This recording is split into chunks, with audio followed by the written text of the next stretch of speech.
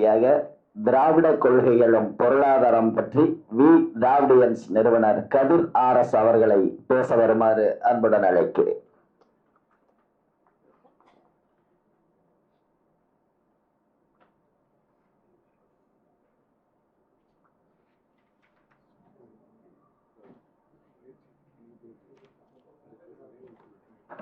அனைவருக்கும் வணக்கம். மேடையில் இருக்கும் அனைவருக்கும் வணக்கத்தை தெரிவித்துக் கொள்கிறேன். நேரம் குறைவாக இருக்கிறது என்று நினைக்கிறேன். ஒரு குடும்ப விழாவா இல்லை ஒரு கொள்கை முன்னிறுத்தி நடத்தக்கூடிய அரசியல் விழாவா அல்லது ஒரு கார்ப்பரேட் விழாவா என்று குழம்பும் விதமாக ஒரு மிகப்பெரிய விழாவை 4-5 மணி நேரமாக நடத்தி கொண்டிருக்கும் பாலசிங் அவர்களுக்கு ஒரு பெரிய பாராட்டுதலை தெரிவித்துக் கொள்கிறேன். ஏன்னா இது மாதிரிலாம் பண்ண முடியாது, நினைக்கவே முடியாது, யோசிக்கவே முடியாது. இன்னொன்று என்னன்னா, இந்த விழாவை கட்டமைக்கிற விதம், அதை டிசைன் பண்ணியிருக்கிற விதம், அவர் இன்விடேஷன்லேருந்து ஆரம்பித்து நான் சொன்ன அவர்கிட்ட நான் மென்ஷன் பண்ணுவேன்னு சொல்லி அந்த நினைவூட்டல் கூட அவ்வளோ ஸ்ட்ரக்சர்டாக பிளான் பண்ணி பண்ணுறாரு. இவர் ரொம்ப வருஷமாக எனக்கு பாலசிங் பழக்கம். அதாவது நேரில் பழகினதை விட முகநூல் மூலமாக தான் நான் நண்பரானோம். ரொம்ப வருஷமாக பழக்கம். அவர் இந்த கிண்டல் போட்டின்னு ஒன்று நடந்துச்சு ஒரு 5 வருஷம் 6 வருஷம் முன்னாடி நினைக்கிறேன். அதில் அவர் தேசிய அளவில் ஒரு அவார்டு வாங்கினார். ஒரு புத்தகம் எழுதி அதுக்கு அவார்டு வாங்கினார். அதுக்கு பிறகு தான் அவர் நிறைய எந்த புத்தகங்கள்லாம் எழுத ஆரம்பித்தார். ஒரு கதை ஒன்று எழுதினார். ஸோ அதுக்கு அவர் எப்படி மார்க்கெட்டிங் பண்ணார் அப்படின்னு சொல்லிட்டு பார்த்து எங்கள் சர்க்கிள் இருந்த அத்தனை பேருமே ரொம்ப ஆச்சரியப்பட்டு போனோம். ஸோ இந்த பிஸ்னஸ் மேன் இஸ் இன்பில்ட் இன் பாலசிங், அதை பார்க்க முடிஞ்சது. இவர் நிச்சயமாக இந்த RSTயோட முதல் ஆண்டு விழாவுக்கு நான் வந்திருக்கேன். நிச்சயமாக 10வது ஆண்டு விழாவுக்கும் வருவேன், 50வது ஆண்டு விழாவுக்கும் வருவேன் அப்படின்னு நான் நம்புகிறேன். எனக்கு கொடுக்கப்பட்டிருக்கிற தலைப்பு திராவிட பொருளாதாரம். திராவிடர் பொருளாதாரம் அப்படின்னு கொடுக்கல, திராவிட பொருளாதாரம்னு கொடுத்துருக்காங்க. திராவிட பொருளாதாரம்னா ஐடியாலஜி பற்றி பேசுறது, திராவிடர் பொருளாதாரம் நிலைமைப்பு நம்ம மக்களை பற்றி ஆன பொருளாதாரத்தை பேசுறது. So when we talk about the ideology, this means it can work anywhere. இப்போ ஒரு ஐடியாலஜி சம்மந்தப்பட்ட ஒரு மாடல் நம்ம கிரியேட் பண்ணியிருக்கோம் தமிழ்நாட்டை பொறுத்த வரைக்கும். இந்த ஐடியாலஜி உருவாக்குன இந்த மாடலை தமிழ்நாட்டில் மட்டும் இல்லை, தமிழ்நாடு மாதிரியான எந்த மாநிலத்தில் கொண்டு போய் நீங்கள் ஃபிட் பண்ணாலும் அது ஒர்க் ஆகும். ஒரு 10லேருந்து 20 வருஷத்துக்குள்ளே அதுக்கான ரிசல்ட் நீங்கள் பார்க்கலாம். அந்த மாதிரி மாடல் தான் நம்ம உருவாக்கியிருக்கோம். ஸோ இந்த ஐடியாலஜி உருவாக்கப்பட்டதே மக்கள் நலனுக்காக உருவாக்கப்பட்டது தான். இது எல்லாருக்கும் எல்லாம் அப்படிங்கிற அடிப்படையில், இந்த சமூக நீதி அடிப்படையில் உருவாக்கப்பட்ட ஒரு மாடல். ஸோ அதுதான் நம்ம ஒரு பயனர்களாக இருக்கோம். இன்னைக்கு இருக்கிற ஜென்ரேஷன் இதுக்கு முன்னாடி ஒரு 50 வருடங்களுக்கு முன்பு போட்ட எஃபோர்ட்டோ இல்லை ஒரு 100 வருடங்களுக்கு முன்பு போட்ட எஃபோர்ட்டோ அதோட பயணம் நம்ம அனுபவிச்சு இன்னைக்கு ஒரு இடத்துல இந்த மாதிரி ஒரு இடத்துல கூடி எல்லாரும் இப்போ பேசுகிறோம், முதலீடை பற்றி பேசுகிறோம். சார் ரொம்ப வருத்தப்பட்டார். இந்த மாதிரி ஒரு சாதிய கட்டமைப்புள்ள ஒரு இடத்துல நம்ம எப்படி முதலீட்டை பற்றி பேச முடியும்? நம்மகிட்ட கையிலேயே காசு இல்லை, நம்மகிட்ட இருந்த காசு நம்ம மற்றவங்க கொடுக்குற மாதிரி ஒரு சூழ்நிலாம் இருக்குது. அப்படிப்பட்ட சூழ்நிலையில் நம்ம எப்படி முதலீடையோ இல்லை இந்த தொழிலையோ நம்ம உருவாக்க முடியும்? அதுக்கான அந்த இது எங்கேருந்து வரும் அப்படின்ற மாதிரிலாம் பேசுனார். ஆனால் ஒரு வளர்ச்சின்றது ஒரு சமுதாயத்தில் படிப்படியாக தான் நடக்கும். ஸோ ஒரு கட்டத்தில் ஏற்பட்ட மாற்றங்கள் அடிப்படையில் ஒரு செக்ஷன் ஆஃப் பீப்புள் முன்னேறிட்டாங்க. இப்போ என்ன சொல்ல போனால், இந்த இண்டஸ்ட்ரியல் ரெவல்யூஷன், இந்த ஐடி ரெவல்யூஷன்லாம் வந்த பிறகு நிச்சயமாக சொல்ல முடியும், அட்லீஸ்ட் ஒரு கோடி மக்கள், அதாவது ஒரு குடும்ப அமைப்புன்னு பார்த்தா ஒரு 20 லட்சம் குடும்பங்களாவது முன்னேறி இருக்காங்கன்னு சொல்ல முடியும். இர்ரெஸ்பெக்டிவ் ஆஃப் த காஸ்ட் அது சொல்ல முடியும் தமிழ்நாட்டை பொறுத்த வரைக்கும். ஸோ அந்த 20 லட்சம் குடும்பங்கள்ல இருந்து இந்த முதலீடு அப்படின்ற விஷயங்கள்ல கவனம் செலுத்தினா இன்னும் அடுத்த கட்டத்துக்கு போக முடியும் அப்படின்ற நோக்கத்தில் அது அடிக்க அடுத்தடுத்து வந்துகிட்டே இருக்கும். அது ஒரு செயின் ஆஃப் ரியாக்ஷன், நம்ம ஒரு செக்ஷன் ஆஃப் டைம்ல நம்ம இருக்கோம். நம்ம டைமுக்குள்ள எல்லாத்தையுமே சாதிக்க முடியாது. ஸோ இந்த செக்ஷன் ஆஃப் டைம்ல இருக்கிற மக்கள் அவங்களால முடிஞ்சா இதை கத்துக்கிட்டு இதன் மூலமா அடுத்த லெவலுக்கு போகலாம் அப்படின்றத நம்ம இதை ஒரு எக்ஸ்பெரிமெண்டலாக புரிஞ்சுக்கிட்டாலும் சரி, ஒரு ப்ராக்டிக்கலாக புரிஞ்சுக்கிட்டாலும் சரி, இதை நோக்கி நம்ம பார்க்கலாம், இந்த ஒரு கன்ஸ்ட்ரக்டிவாக யோசிக்கலாம் அப்படின்றது என்னுடைய கருத்து. திராவிடன் எக்கனாமிக்ஸ் அப்படின்னு பார்க்கும்போது ஒரு 100 வருடங்களுக்கு முன்பாகவே இதற்கான விதை போடப்பட்டு விட்டது. என்னைக்கு அந்த ஓட்டுரிமை பெண்களுக்கு கொடுத்தாங்க நீதி கட்சி மூலமாக, எப்போ சுயமரியாதை இயக்கம் தொடங்கப்பட்டது பெரியார் அவர்களால், அப்போவே அந்த அவேர்னஸ்ங்கிறது மக்களால் உள்வாங்கப்பட்டு விட்டது. அதாவது நம்மளும் முன்னேறலாம், நமக்கும் சுயமரியாதை இருக்கு, நம்மளும் இந்த உலகத்துல ஒரு மனிதர், நமக்கு உண்டான இடம் இங்க இருக்கு அப்படின்ற அந்த ரியலைசேஷன் உருவாக ஆரம்பிச்சிருச்சு. முக்கியமா பெண்கள் பெரும்பாலும் அடிமைகளாக வைக்கப்பட்டிருந்த காலத்துல உங்களுக்கு ஓட்டுரிமை இருக்கு, உங்களுக்கும் சுயமரியாதை இருக்கு, நீங்களும் ஈக்குவலான ஒரு சொசைட்டியில் நீங்களும் ஒரு ஈக்குவலான சுச்சுவேஷன்ல தான் இருக்கீங்க, பொசிஷன்ல தான் இருக்கீங்கன்னு சொல்லும்போது அவங்க வந்து உலகத்தை கண்ணை திறந்து பார்க்குறாங்க. நம்மளும் படிக்கணும், நம்மளும் மேலே வரணுன்ற மாதிரி எண்ணங்கள்லாம் அவங்களுக்குள்ள கொஞ்சம் கொஞ்சமாக உருவாக ஆரம்பிக்குது. ஸோ அது அரசியல்லையும் பிரதிபலிக்குது, சமூகத்திலையும் பிரதிபலிக்குது. கொஞ்சம் கொஞ்சமான ஒரு வளர்ச்சி தான் இது. ஸோ இதற்கான விதை 100 வருடங்களுக்கு முன்பே போடப்பட்டு விட்டது அப்படிங்கிறது இந்த திராவிட பொருளாதாரத்தின் ஒரு அடிப்படை. ஐடியாலஜிக்கலாக பார்த்தா உலகம் முழுக்க இருக்கக்கூடிய ஐடியாலஜி 2ஆக பிரிக்கலாம். ஒன்று வந்து கேபிட்டலிசம், இன்னொன்று கம்யூனிசம். ஸோ இதை ஒட்டி தான் இருக்கும் மற்ற ஐடியாலஜிலாம். ஒன்று இது சார்பாக இருக்கும், இது சம்மந்தப்பட்டதாக இருக்கும், இதுலேருந்து ஒரு சில சரத்துக்கள் எடுத்துக்கிட்டு ஒரு புதுசாக ஒரு ஐடியாலஜி உருவாகாங்க. இப்படி தான் இருக்கும். ஒரு கேபிட்டலிசம், ஒரு எக்ஸ்ட்ரீம், 2 எக்ஸ்ட்ரீம்னு சொல்லலாம். ஸோ நம்ம ஐடியாலஜிங்கிறது, திராவிட ஐடியாலஜிங்கிறது பெரியார் சொன்ன மாதிரியே கம்யூனிஸ்ட்லேருந்து பெரும்பாலான விஷயங்களை உள்வாங்கி கொண்டு பிற்காலத்தில் கேபிட்டலிசத்தில் இருக்கிற கூறுகளையும் உள்வாக்கி கொண்டு ஒரு மாடர்ன் ஐடியாலஜியாக இன்னைக்கு வந்து வளர்ந்துருக்கு. எப்படின்னா நிறைய பேர் பேசின விஷயம்தான். ஒரு என்ன சொல்றது, ஒரு 2 பக்கமும் ஒரு பேலன்ஸ் இருக்கணும். சென்ட்ரிசம்னு சொல்ல முடியாது, ஒரு ஆஃப் சென்ட்ரிசம் என்ன சொல்லலாம். ஒரு சமூகத்தில் ஒரு விஷயம் நடந்துட்டு இருக்கு, தொடர்ந்து இந்த ஐடியாலஜி போயிட்டு இருக்கு. ஒரு சிக்கல் அப்படின்னு வரும்போது it will lean towards the left.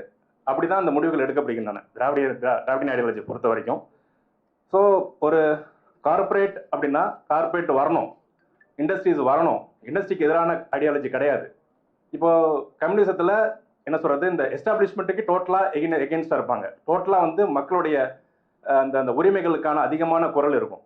இங்கே திராவிடினத்தை பொறுத்த வரைக்கும் குரல் இருக்கும், ஆனால் ஒரு பேலன்ஸ் இருக்கும். So we invite industrialist, we invite corporates, அவங்களுக்கு தேவையான சப்சிடி கொடுப்போம், டாக்ஸ் ரிலாக்ஸேஷன் கொடுப்போம், அதே சமயத்தில் ஒர்க்கர்ஸ்க்கு தேவையான உரிமைகளையும் நம்ம கொடுப்போம். இது ஒரு விதமான பேலன்ஸ். இது ரொம்ப கிளவராக இந்த 50 வருஷமா தமிழ்நாட்டில் நடந்திருக்கு. அதனால தான் இன்னைக்கு நம்ம நம்பர் 2 பொசிஷன், ஆக்சுவலாக நம்பர் 1 தான். கரெக்டாக அளவீடுகளை செய்தால் நம்ம தான் இந்தியாவிலே நம்பர் 1 மாநிலமாக இருப்போம். ஆனால் மகாராஷ்டிரா சொல்கிறாங்க, but still we secure second place in the whole of India. It is just because of this balance.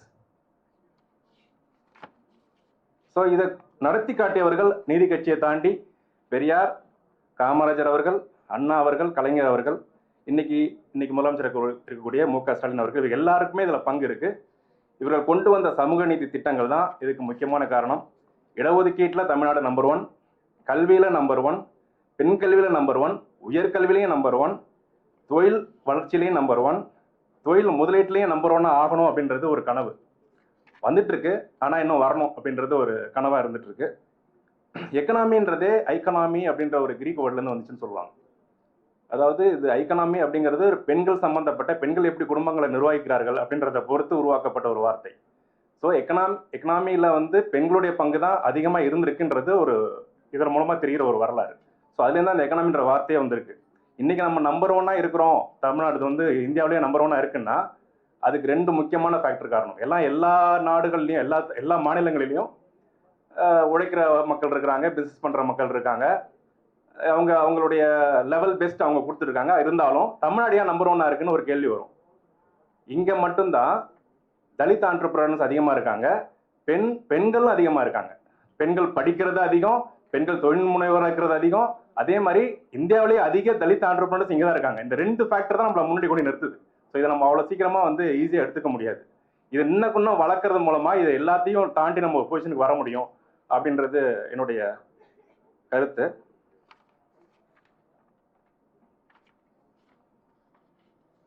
ஒவ்வொரு காலகட்டத்திலையும் வந்து நம்ம தலைவர்கள் ஒவ்வொரு விதையை போட்டு போயிருக்காங்க. ஆரம்ப கல்வியை வந்து ரொம்ப ஸ்ட்ராங் பண்ணது காமராஜர் அவர்கள். காமராஜரும் திராவிட ஐடியாலஜி தான் வருவார். ஏன்னா அவர் வந்து பெரியாருடைய மோல் அப்படின்னு சொல்லிட்டு நிறைய பேர் எஸ்டாப்ளிஷ் பண்ணியிருக்காங்க. ஆரம்ப கல்விங்கிறது ரொம்ப ஸ்ட்ராங். அதாவது இழுத்து மூடப்பட்ட பள்ளிக்கூடங்களை திறந்த திரு காமராஜர் அவர்கள் ஆரம்ப கல்வி படித்து மதிய உணவை சாப்பிட்டு முன்னுக்கு வந்த பல பேர் இங்கே கூட இருக்கலாம். மேபி அவங்களுடைய அனுபவங்களை நீங்கள் கேட்டிங்கன்னா சொல்லுவாங்க, எப்படிலாம் அவங்க ஸ்கூலுக்கு போனாங்க அப்படின்றதெல்லாம் நிறைய சொல்லுவாங்க. நிறைய கதைகள் நீங்கள் யூடியூப்ல கூட கேட்க முடியும். அடுத்து உயர்கல்விக்கு ஒரு மிகப்பெரிய ஒரு லேண்ட்ஸ்லைடு மாற்றத்தை கொண்டு வந்தவர் கலைஞர் அவர்கள். அதுக்கு அடுத்தபடியாக சுயநிதி கல்லூரிகள் அப்படின்னு பார்க்கும்போது எம்ஜிஆருடைய பிளே அதில் இருக்கு. அப்புறம் சத்துணவுலையும் அவருடைய ஒரு கான்ட்ரிபியூஷன் இருக்கு. ஸ்கில் டெவலப்மெண்ட்டு, தொழில் முதலீடுகள், இன்னைக்கு இருக்கிற தொழில் நான் முதல்வன் திட்டம், புதுமை பெண் திட்டம், இந்த மாதிரி பல விஷயங்களை கொண்டு வர்றதுல இன்னைக்கு நம்ம முதலமைச்சருடைய பங்களிப்பு இருக்கு. இதையும் தாண்டி கலை சம்பந்தப்பட்ட, விளையாட்டு சம்பந்தப்பட்ட ஒரு மாற்றம் இப்போ நடந்துட்டு இருக்கு சமீப காலமாக. அதே திரு டெபுட்டி சீஃப் மினிஸ்டர் உதயநிதி அவர்கள் முன்னெடுத்துட்டு இருக்காங்க. இதோட விளைவு என்னன்றது ஒரு 10 இல்லைன்னா 20 வருஷங்களுக்கு பிறகு நம்ம உணர்வோம். ஏன்னா இன்னைக்கு இருக்கிற யூத்துக்கு வந்து நம்ம புஷ் பண்றதுன்னா படிங்க படிங்க. இப்போ நம்ம பிள்ளைங்கலாம் படிங்க படிங்கன்னு தான் சொல்றோம். நம்மளே அப்படி தான் வளர்த்தாங்க. நம்ம பேரண்ட்ஸ் படிங்க, படிப்பு தான் முக்கியம் அப்படிதான் சொல்லி வளர்த்தாங்க. நமக்கு எக்ஸ்ட்ரா கரிக்குலரி பண்றதுக்கோ ஸ்போர்ட்ஸ்ல போறதுக்கோ ஒரு தாட்டே இருக்காது, வரவே முடியாது. அந்த மாதிரி ஒரு நெருக்கடியில தான் நம்ம வளர்ந்தா படிச்சாதான் முன்னேற முடியும் அப்படின்ற மாதிரி.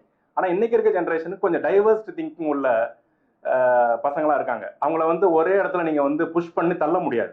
ஏன்னா நான் ஏன் படிக்கணும், எனக்கு இதுல தான் இன்ட்ரெஸ்ட், நான் அதில் தான் போவேன் அப்படின்ற மாதிரி கேள்விக்கூடிய பிள்ளைகள் நிறைய இன்னைக்கு இருக்கிறாங்க.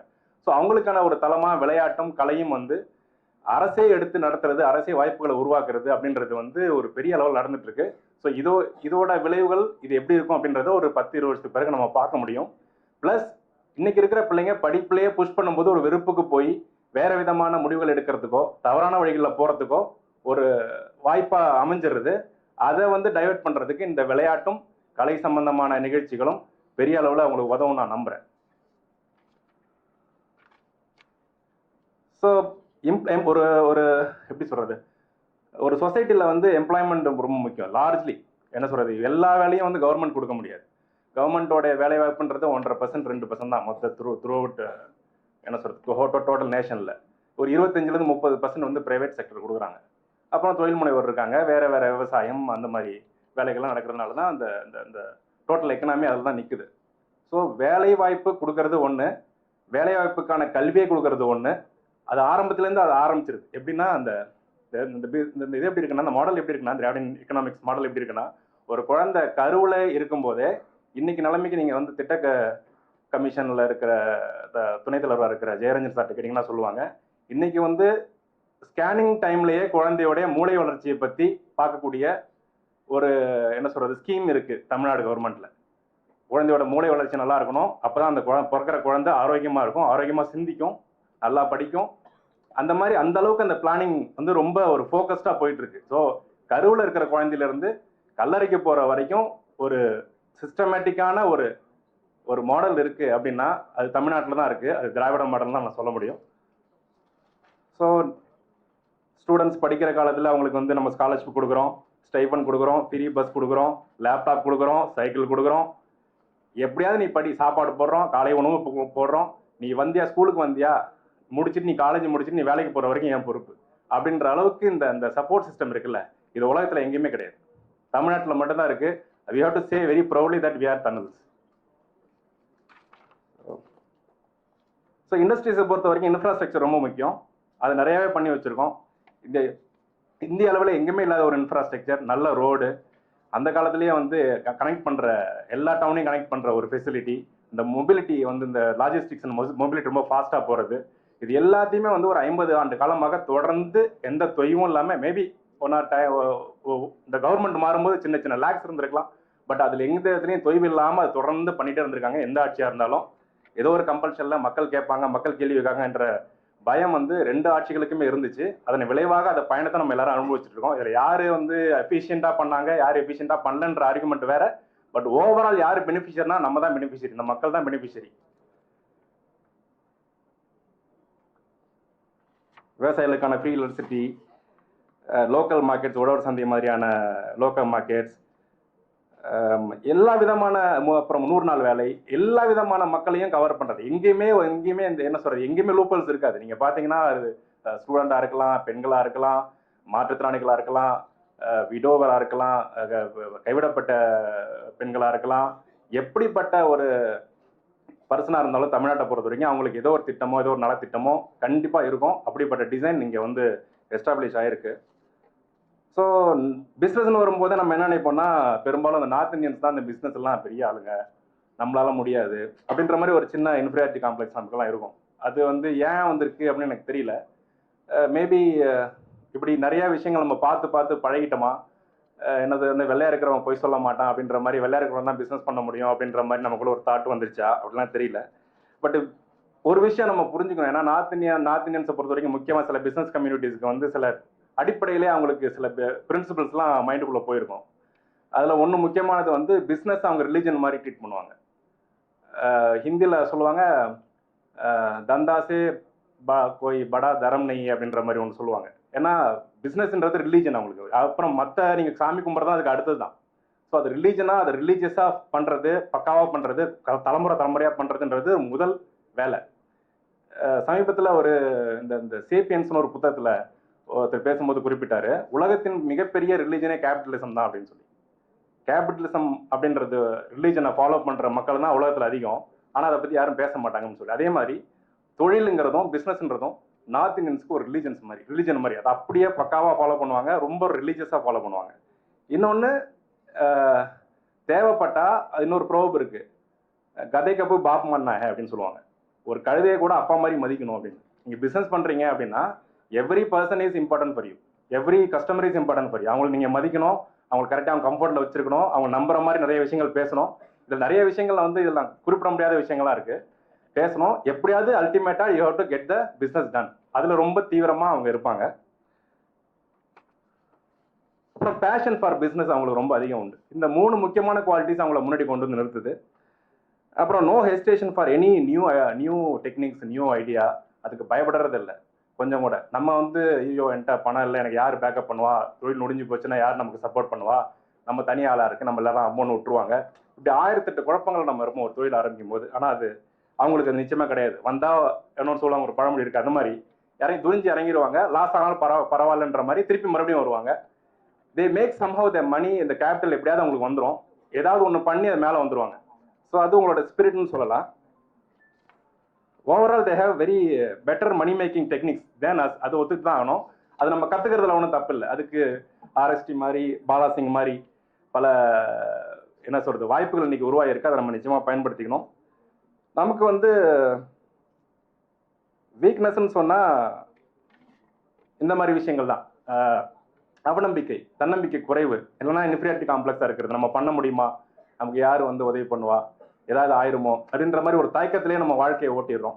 அதெல்லாம் தூக்கி போட்டு சேஃப்டி கான்சியஸ் மாதிரி விஷயங்கள் இதெல்லாம் தூக்கி போட்டு இப்போ இன்னைக்கு பார்த்தீங்கன்னா பிஸ்னஸ் மட்டும் ஜஸ்ட் நாட் பிஸ்னஸ் தாண்டி அரசியல் அதை இன்ஃப்ளூயன்ஸ் பண்ணுற விஷயங்கள் நீங்கள் பார்க்க முடியும் இந்தியா முழுக்க. ஸோ இந்த மணி, இந்த பிஸ்னஸ் வந்து வரலாற்றை மாற்றக்கூடியது. இவர் சொன்ன மாதிரி அமெரிக்காவில் ஒரு ஆட்சியை உருவாக்கியிருக்கு எலான் மஸ்குடைய அந்த பிஸ்னஸ். அந்த மாதிரி நம்மளும் வந்து ஒரு பவர்ஃபுல்லான பொசிஷனுக்கு இந்தியாவுக்கு வரணும்னா நம்ம கண்டிப்பாக பிஸ்னஸில் பெரிய ஆளாக வரணும். பெரிய பெரிய விஷயங்கள் இந்த இருக்கிற கட்டுமானத்தில், தமிழ்நாட்டில் இருக்கிற கட்டுமானங்களில் இருக்கிற அந்த ஐடியாலஜிக்கல் என்ன சொல்கிறது, இந்த டிசைனை பயன்படுத்தி நீங்கள் நிறையா மேலே வரதுக்கான வாய்ப்புகள் நிறையா இருக்குது. அதை பயன்படுத்தி மேலே வரணும். திராவிட பொருளாதாரத்தை வந்து வளர்த்துருக்கிறது மூலமாக இந்திய யூனியனில் ஒரு செல்வாக்கு நிறைந்த ஒரு கம்யூனிட்டியாக நம்ம வந்து வரணும் அப்படிங்கிறது என்னுடைய நெடுநாள் ஆசை. அது இன்னைக்கு சீக்கிரம் நிறைவேறணும்னு நம்புகிறேன். நன்றி, வணக்கம். நன்றி சார். திரு கதிர் ஆர்எஸ் அவர்களுக்கு ஜெகன் செல்வராஜ் அவர்கள், என்ட்ரன்ஸ் நிறுவனத்தினுடைய சிஇஓ அவர்கள் நினைவு பரிசை வழங்க வேண்டும் என்று அன்புடன் கேட்டுக்கொள்கிறோம். திரு ஜெகன் செல்வராஜ் அவர்கள்.